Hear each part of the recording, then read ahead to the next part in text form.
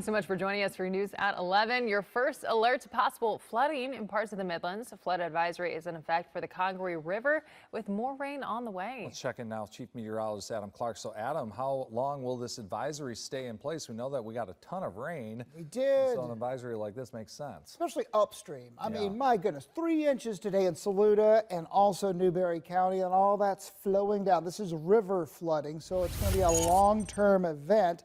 And this flood advisory lasts until the weekend and early morning hours Sunday. But we're really expecting the crest to happen a little bit earlier than what we were talking about at 7 o'clock. Now it's at 2 o'clock Thursday is when we expect it to get to 13.4, which is also higher than what we were talking about 7 o'clock today.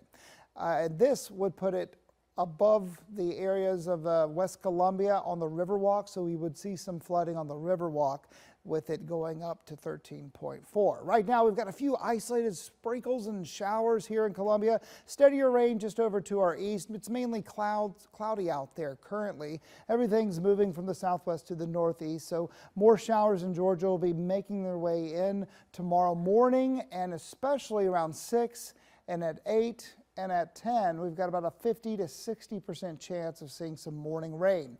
And again, the excessive rainfall risk is up there. It's a slight risk, just like it was today across the entire Midlands. So there is a chance of some very heavy rain tonight. Some rain and thunder throughout the overnight period with 66 degrees in Camden, 68 in Sumter, and highs tomorrow in the 70s, kind of like what we had today. The rest of the First Alert forecast coming up.